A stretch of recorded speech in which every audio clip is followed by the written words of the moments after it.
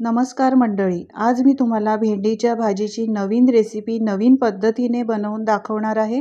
याआधी तुम्ही भेंडीची भाजी अशी कधीच बनवलेली नसणार। ही भाजी खायला जितकी टेस्टी आणि चटपटीत लागते, बनवायला सुद्धा तितकी सोपी आहे।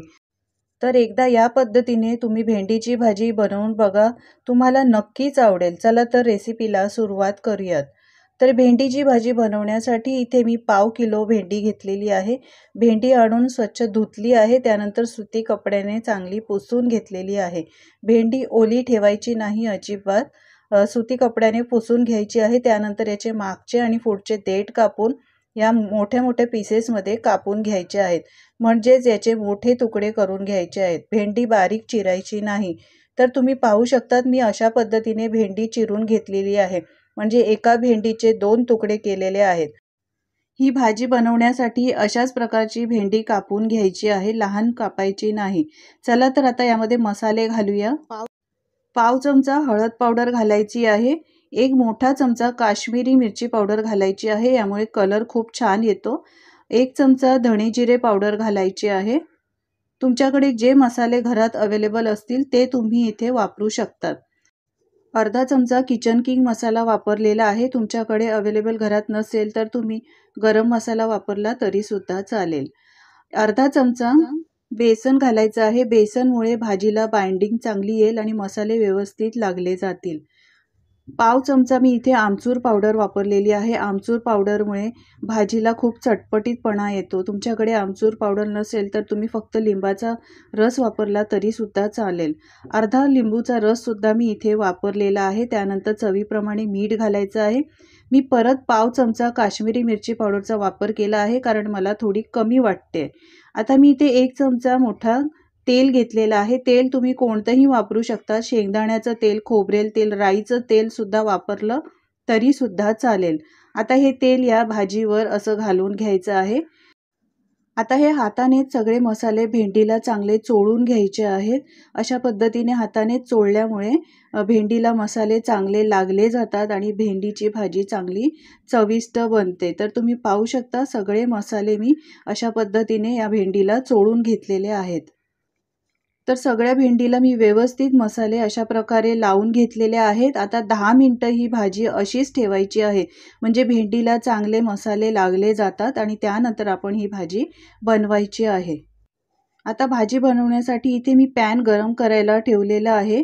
पॅन चांगलं गरम झालं की यामध्ये 1 चमचा मोठा तेल घालायचा आहे। लक्षात ठेवा, आपण भेंडीला मॅरिनेट करताना सुद्धा तेलाचा वापर केला आहे, त्यामुळे मी इथे 1च चमचा तेल वापरलेला आहे।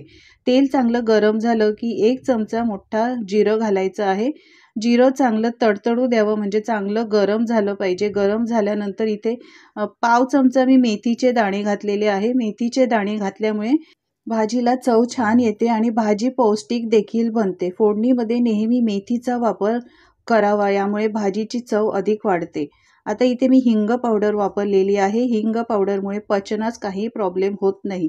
यानंतर 10-12 लसणाच्या पाकळ्या मी ठेचून घेतलेल्या आहेत, त्यासुद्धा या तेलातच चांगल्या परतवून घ्यायच्या आहेत। तुमच्याकडे लसूण पाकळ्या नसतील, आलं लसूण पेस्ट असेल तर तुम्ही त्यासुद्धा वापरल्या तरी सुद्धा चालेल। आता चांगला कलर चेंज होईपर्यंत परतवून घ्यायचा आहे। त्यानंतर इथे मी एक मोठा कांदा बारीक चिरून घेतलेला आहे। कांदा बारीकच चिरून घ्या। आता सगळं व्यवस्थित परतवून घ्यायचं आहे आणि कांदा चांगला गोल्डन कलर येईपर्यंत छान मंद गॅसवर परतवून घ्यायचा आहे। मंडळी, जर तुम्ही माझ्या चॅनलवर नवीन असाल तर माझ्या चॅनलला तुम्ही सबस्क्राईब नक्की करा। आता हा कांदा तुम्ही पाहू शकता, याचा कलर चेंज झालेला आहे। आता आपण जे मॅरिनेट करून भेंडी ठेवली होती ती सगळी भेंडी यामध्ये घालून घ्यायची आहे। रेसिपी बघा किती सोपी आहे बनवायला। तुम्ही एकदा अशा पद्धतीने ही रेसिपी बनवून तर पहा, तुम्हाला नक्कीच आवडेल। आता सगळं व्यवस्थित मिक्स करून घ्यायचं आहे आणि झाकण ठेवून 2 मिनिटं मंद गॅसवर शिजवून घ्यायचं आहे। 2 मिनिटं झालेली आहे, मंद गॅसवर मी शिजवून घेतली। पुन्हा एकदा सगळं मिक्स करायचं आहे। 2 ते 3 वेळा व्यवस्थित अशा पद्धतीने मिक्स करून आपल्याला ही भाजी छान शिजवून घ्यायची आहे।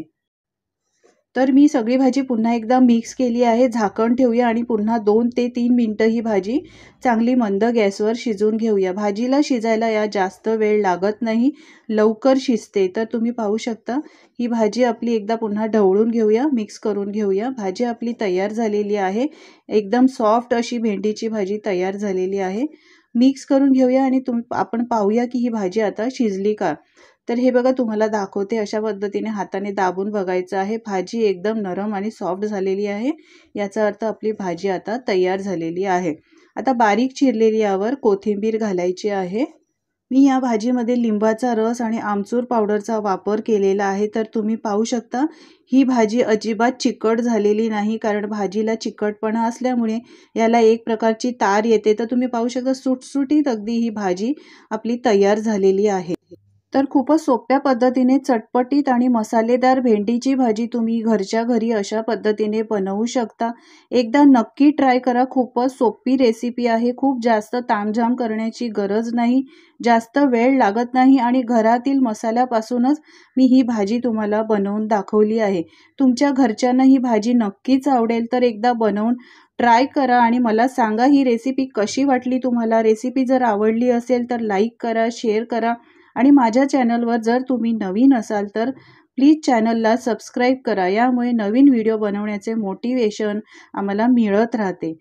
पुन्हा भेटूया अशाच नवीन आणि चटपटीत आणि मस्त रेसिपीसोबत. तोपर्यंत व्हिडिओ पाहिल्याबद्दल मनापासून धन्यवाद.